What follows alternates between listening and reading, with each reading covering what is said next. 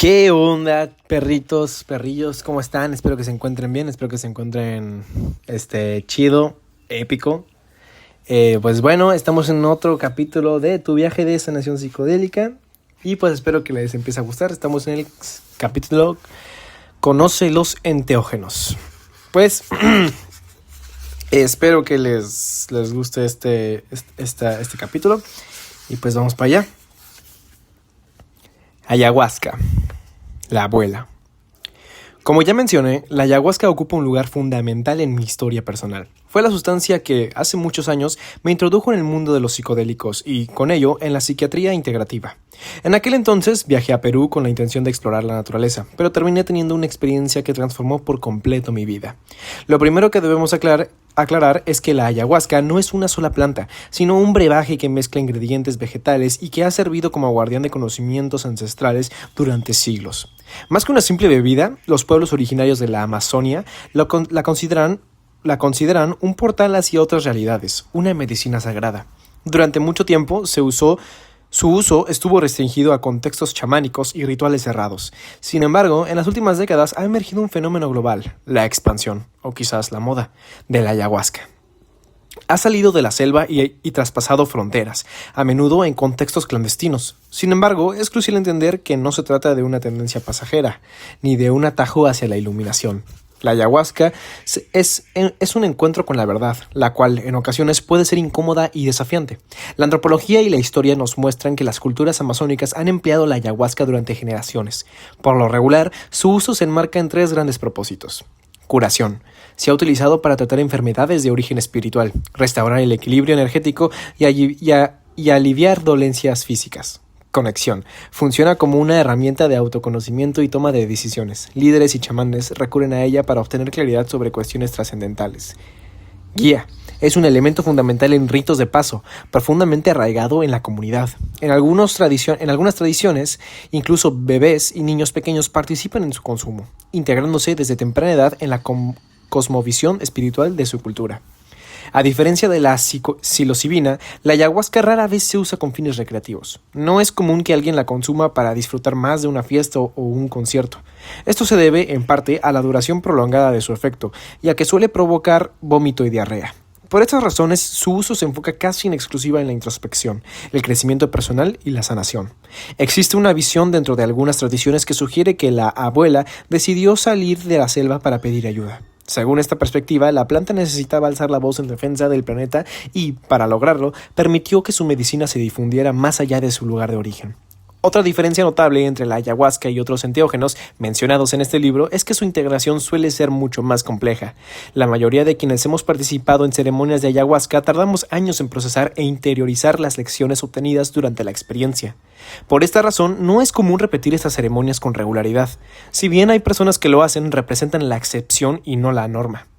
El entorno en el que se consume la ayahuasca influye mucho en la experiencia. De manera tradicional, se ingiere en ceremonias guiadas por chamanes o facilitadores experimentados, lo que ayuda a encauzar la intensidad de la vivencia y a interpretar sus enseñanzas.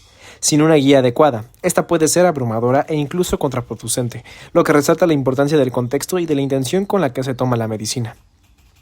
Historia. Este brebaje se prepara principalmente con la mezcla de un bejuco, o liana, y una hoja. El primero proporciona la medicina, mientras que la segunda inhibe una enzima estomacal que, de otro modo, eliminaría sus efectos, permitiendo así que la sustancia active su potencial visionario.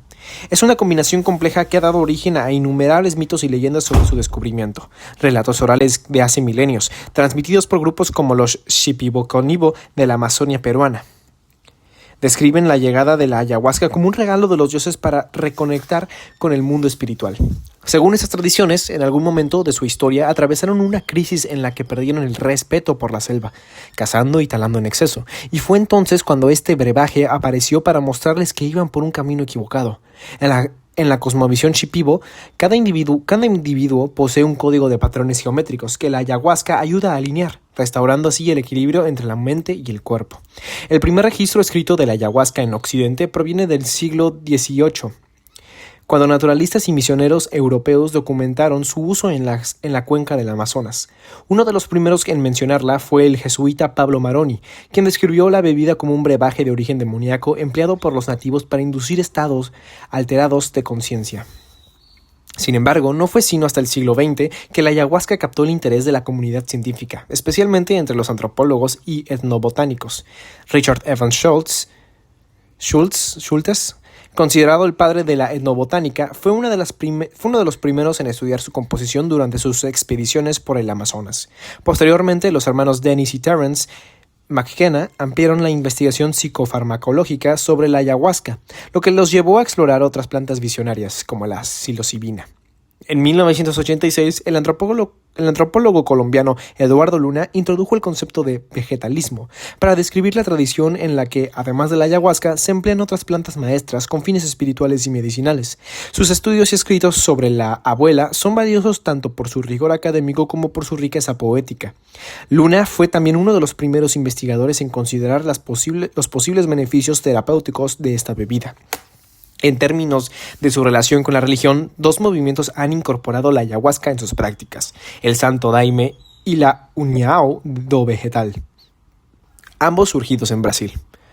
Estas corrientes sincréticas combinan su uso ritual con elementos del cristianismo y el espiritismo. Su expansión ha llevado a la medicina desde la selva hasta las grandes ciudades como Sao Paulo y Río de Janeiro, y su influencia ha trascendido las fronteras de Brasil y ha llegado a otras partes de América y Europa. A partir de la década de 1990, el conocimiento ancestral amazónico comenzó a globalizarse y a impulsar un auge de retiros espirituales, festivales de bienestar y terapias alternativas donde la ayahuasca se presenta como una herramienta de transformación personal. Sin embargo, su creciente popularidad ha traído consigo varios desafíos. Por un lado, el tráfico ilegal de la ayahuasca ha puesto en riesgo la vida y libertad de muchas personas, especialmente aquellas en situación de vulnerabilidad económica, que son reclutadas como transportistas o mulas. Por el otro, han surgido individuos sin la preparación ni el respeto por esta medicina sagrada, que ofrecen ceremonias a precios exorbitantes, desvirtuando su uso tradicional y espiritual. Hoy en día nos encontramos en una encrucijada entre la ciencia y la tradición, mientras instituciones como el Imperial College London y la Universidad Johns Hopkins han investigado los efectos de la ayahuasca y su principal compuesto, el DMT, en el tratamiento de desórdenes como la depresión, la ansiedad y el trastorno de estrés postraumático, TEPT. Los líderes indígenas de la Amazonia han advertido sobre los peligros de su comercialización sin el contexto ceremonial adecuado ni el respeto por su dimensión espiritual. El desafío para quienes trabajamos en la terapia asistida con psicodélicos es encontrar un equilibrio entre la preservación del conocimiento ancestral y la integración de la ayahuasca en los sistemas de salud. Es fundamental asegurar que este brebaje no pierda su esencia espiritual ni se desvincule de sus raíces amazónicas. En la actualidad, la única forma de consumirlo de manera legal es en casa de la abuela, la selva amazónica, o dentro del contexto ceremonial del Santo Daime o la União do Vegetal. En Estados Unidos es legal solo para aquellas religiones que tienen una exención de la DEA y lo mismo aplica para Canadá. Composición. La antropología médica ha identificado más de 100 recetas de ayahuasca utilizadas por los pueblos amazónicos. Sin embargo, todas estas preparaciones comparten dos componentes principales. 1. Banisteriopsis caapi, la liana de los espíritus. 2. Psychotria viridis o Diplopteris cabrerana, las hojas visionarias. Como mencionamos al inicio de esta sección, la ayahuasca combina dos tipos de compuestos clave, uno psicotrópico y otro que permite su absorción en el organismo. El DMT, presente en las hojas visionarias, es el principal agente psicoactivo. Sin embargo, por sí solo no puede atravesar el tracto digestivo, ya que es degradado por la enzima monoaminoxidasa, MAO. Aquí es donde entra en juego la armina, un alcaloide presente en la liana de Banisteriopsis caapi, que actúa como inhibidor del MAO o MAO.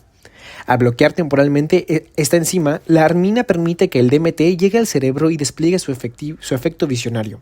Cada grupo étnico ha desarrollado su propia manera de comprender, preparar y utilizar la ayahuasca, incorporando diversas plantas que modulan sus efectos y aportan cualidades específicas a la experiencia. Algunas combinaciones son más purgativas, otras favorecen la introspección o la revelación, y otras buscan potenciar la conexión con los espíritus de la naturaleza. El DMT es un alcaloide estructuralmente similar a la serotonina, que se une a los receptores secrotoninérgicos del cerebro. Sus efectos psicoactivos son principalmente de tipo visionario, y en ellos es común la percepción de fractales y formas geométricas de gran viveza. También puede presentarse experiencias místicas y una profunda sensación de disolución del ego. Es la sinergia entre estos ingredientes lo que permite que la ayahuasca genere una experiencia psicodélica única, en la que la química, la tradición y el contexto ritual se entrelazan para dar forma a su poderoso efecto transformador. El viaje y la ceremonia. Quienes llevan a cabo estas ceremonias son los chamanes, curanderos, ayahuasqueros o taitas. Estos siempre deben poseer un conocimiento profundo del tema y haber sido preparados para este rol. No es necesario que se trate de personas mayores mientras cumplan con esto. La transmisión de su saber suele darse de forma hereditaria, con el ayahuasquero enseñando su conocimiento a las siguientes generaciones.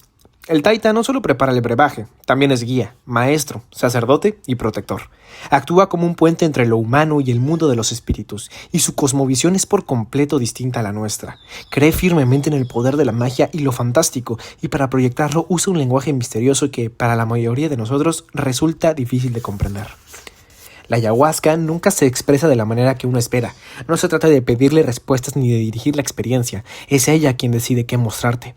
Muchas personas llegan a este viaje con preguntas filosóficas. ¿Quién soy? ¿Hacia dónde voy? ¿Por qué estoy sufriendo?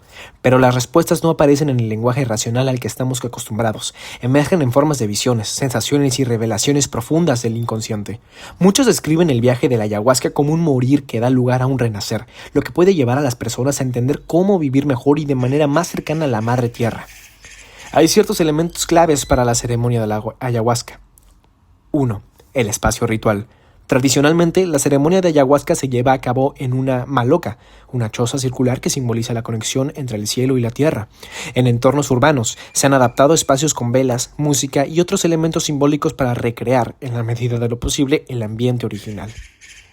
2. Los ícaros, o ícaros. Estos cantos sagrados del chamán son fundamentales para dirigir la experiencia de los participantes. Se pueden considerar una especie de playlist ancestral de los pueblos amazónicos.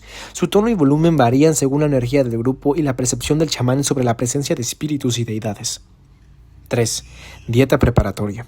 La preparación previa a la ceremonia incluye una dieta estricta diseñada para reducir las posibles reacciones físicas y emocionales adversas. Se recomienda evitar alimentos procesados, carne y alcohol, así como abstenerse de mantener relaciones sexuales durante los días previos. 4. Herramientas auxiliares. Entre los objetos utilizados en la ceremonia se encuentran tambores, maracas y mapacho, tabaco rústico, los cuales ayudan a limpiar y armonizar la energía del entorno, además de alejar entidades malignas. Cada tradición amazónica emplea distintos elementos, según su cosmovisión. Una verdadera ceremonia de ayahuasca se realiza de noche y en presencia del fuego. Las participantes se reúnen en círculo alrededor del chamán, quien les ofrece la bebida en rondas o puertas.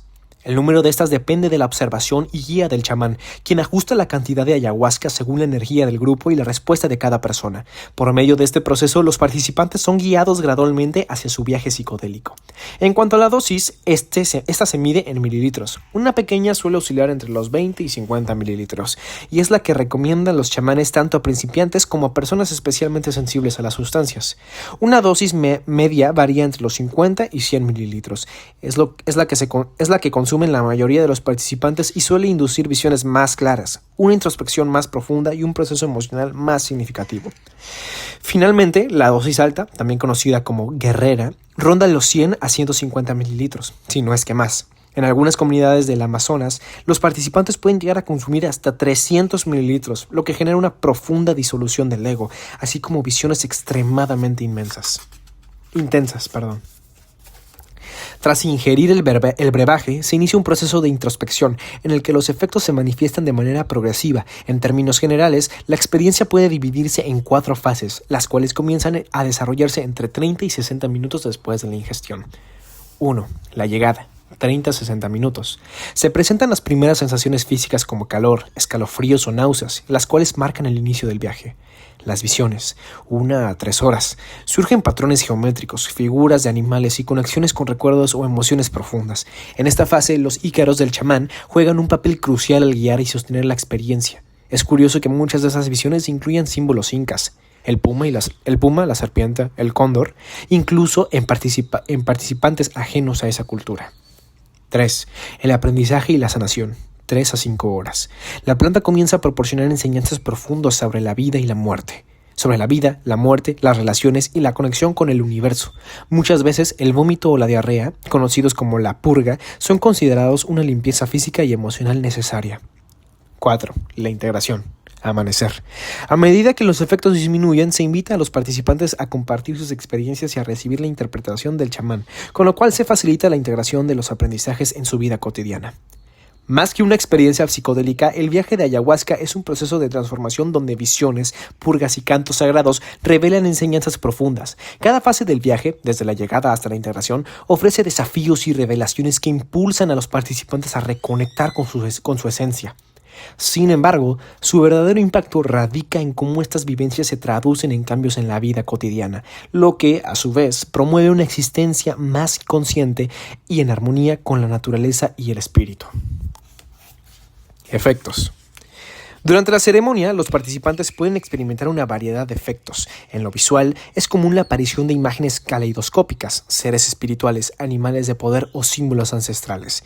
En el plano emocional, pueden surgir sensaciones de amor incondicional, reconciliación con el pasado y confrontación con miedos y traumas profundos.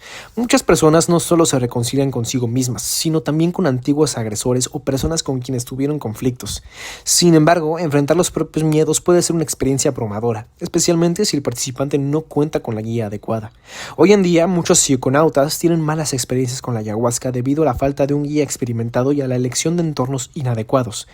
Participar en ceremonias masivas con decenas de personas atravesando su propio viaje de manera simultánea puede hacer que la experiencia se vuelva demasiado intensa y difícil de manejar. También se presentan manifestaciones físicas, como náuseas, sudoración, temblores, sensación de que el cuerpo se expande o una profunda relajación. Aunque desafiantes, estos efectos forman parte del proceso de sanación y transformación que la ayahuasca facilita. La percepción varía según el usuario. Algunas personas son muy somáticas y se mueven constantemente durante el viaje, mientras que otras apenas se mueven de tan relajadas que están. Hay quienes utilizan el DMT solo, inhalando o fumado. Hay quienes utilizan el DMT solo, inhalado o fumado, y de esa manera su efecto es de unos 30 o 40 minutos, mucho más rápido que el de la ingestión oral. El DMT se encuentra en muchas especies vegetales. De hecho, en México tenemos el tepezcohuite,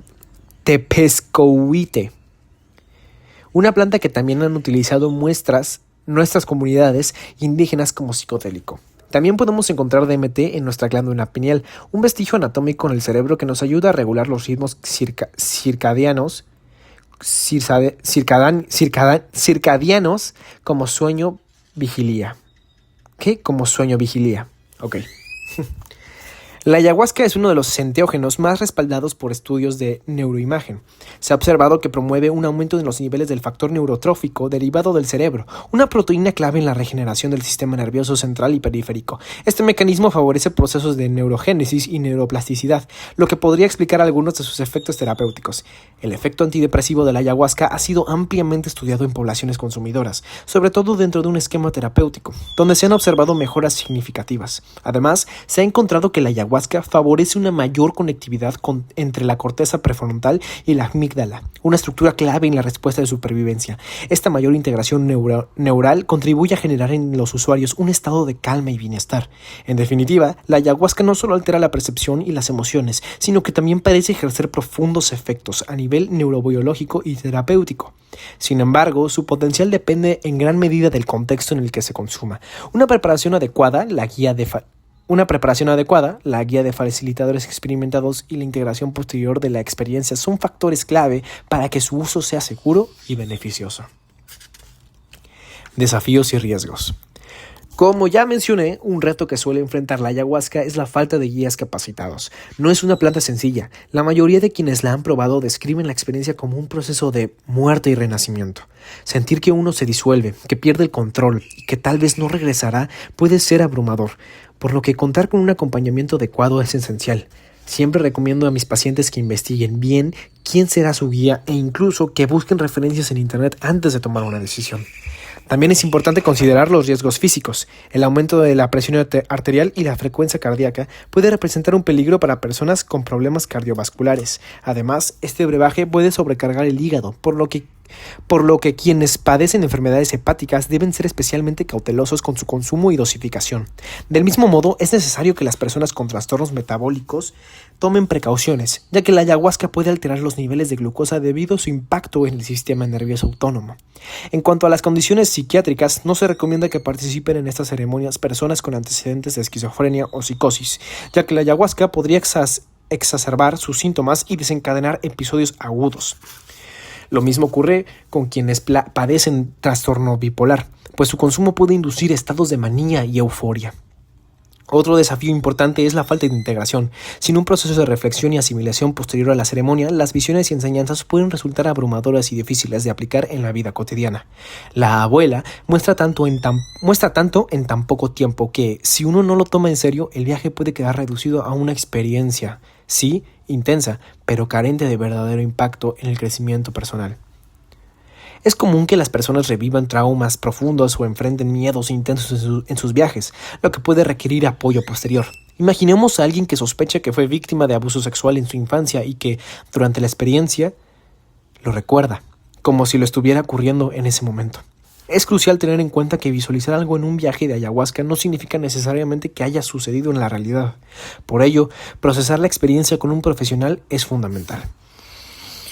También hay que hablar de la interacción entre la ayahuasca y ciertos fármacos, especialmente antidepresivos. En estos casos, la combinación puede producir un síndrome serotoninérgico, que es una condición potencialmente grave causada por una sobreestimulación de los receptores de serotonina en el sistema nervioso central. Este síndrome puede provocar síntomas como agitación, taquicardia, fiebre alta, convulsiones e incluso daño hepático en casos severos. La ceremonia de ayahuasca es un viaje hacia la verdad. Participar en una implica adentrarse en un espacio donde la realidad se desdobla y emerge en una claridad que puede resultar abrumadora. No se trata de una experiencia recreativa, sino de un encuentro profundo con uno mismo que, si se aborda con respeto y seriedad, puede marcar un antes y un después en la vida. Testimonio. Itzel. En definitiva, hay un antes y un después en mi vida desde que conocí a la abuela. Practico el budismo y la meditación desde hace 11 años, y algo que viví como un verdadero milagro fue el profundo significado que adquirió mi práctica espiritual. Recuerdo que antes, en cada retiro de meditación al que asistía, me preguntaba, ¿cómo voy a hacer esto yo sola?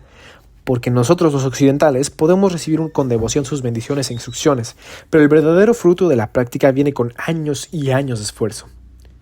Las plantas no me dieron una vía fácil, ni fue como que todo cambió con la primera toma. Quiero dejar en claro que no es sencillo, pero sí favoreció mi concentración y mi enfoque en la meditación, y, sobre todo, me permitió sensibilizarme para conectar con lo sagrado y meditar desde un lugar hermoso y profundo. Ahora soy plenamente consciente de cómo los humanos sufrimos por pequeñeces. Es hermoso sensibilizarse así. Una vez que integras tu experiencia, se vuelve un estilo de vida que encaja de manera natural. Por supuesto, el uso de este brebaje es muy peligroso si no estás correctamente acompañado y guiado. Lo más importante es recordar que es una medicina y que uno debe consumirla con plena conciencia. La madre ayahuasca tiene sus propios procesos para sanar. Para mí fue maravilloso descubrirlo porque mi cuerpo se empieza a preparar días antes, incluso sin que yo sepa que habrá una ceremonia. Cuando llega el momento me presento y todo se siente sagrado. Hay que abrirse a la experiencia, permitirse recibirla. Sabemos que cada ceremonia tiene una intención y que con cada planta hay que preguntar, ¿para qué vengo? ¿Qué estoy buscando? Cuando empecé a tomar esta medicina sufría mucho porque no pasaba suficiente tiempo con mis hijos debido a situaciones desafortunadas. Así que fui a esas primeras ceremonias con el propósito de encontrar una solución. Pero la abuela me enseñó algo más profundo, aprender a soltar ese sufrimiento que no tenía ni principio ni fin.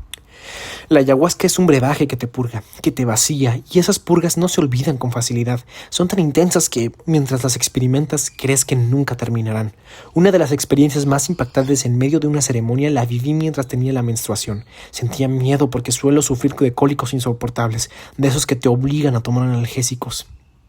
Además, la idea de tener que cambiar mi toalla sanitaria durante la ceremonia me incomodaba, pero sentí el llamado. Fui valiente.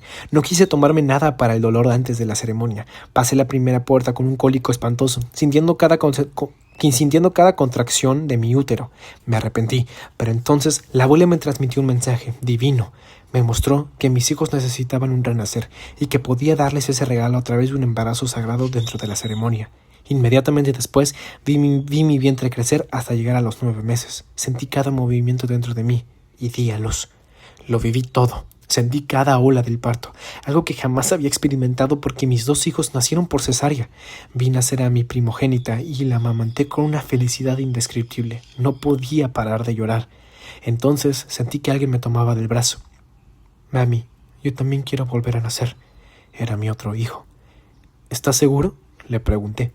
Yo tengo que volver a nacer, mamá, insistió. Todo sucedió de nuevo. Mientras amamantaba a mi hija, volví a entrar en labor de parto. Sentí cada dolor y cada contracción y vi el nacimiento de mi hijo. Ahora tenía 2 bebés en mis brazos. De repente estaba ocupadísima, amamantando y cuidándolos, y seguía llorando de felicidad. Fue muy poderoso sentir, por fin, lo que es un parto vaginal. El gozo fue indescriptible. Al día siguiente, durante la integración, compartí mi experiencia riendo con la felicidad de una nueva madre. Comprendí lo maravillosa que soy y mi capacidad para traer vida a este mundo. Hasta la fecha, sigo agradecida con la abuela por aquel renacer. Puedo afirmar que la relación con mis hijos cambió después de esa ceremonia. Recuperé su confianza y ellos recuperaron las ganas de estar conmigo. Los recuperé a ellos. Pues bueno, eso fue el capítulo. Wow, es algo muy, muy impactante de escuchar, algo muy interesante, o sea, muy cabrón, ¿no? O sea, que exista todas estas experiencias, cómo es que la ayahuasca y, bueno, los rituales, las ceremonias, todo esto, estas comunidades, pues, vaya, pues no son algo, no es algo fácil, ¿no? Y no es algo, pues, que yo creo que tampoco es algo para todos. Y pues siento que pues es bastante increíble, ¿no? Y pues espero que les haya gustado. La verdad es que me está encantando. Muy interesante, bastante genial de seguir. Muy atrapador, ¿no? Pues espero que les haya gustado este capítulo. Y pues nada, nos estaremos viendo en el siguiente capítulo de Tu viaje de sanación psicodélica. Espero que les haya gustado y nos vemos en el próximo video. Los amo, ámense y amen a los demás. Nos vemos.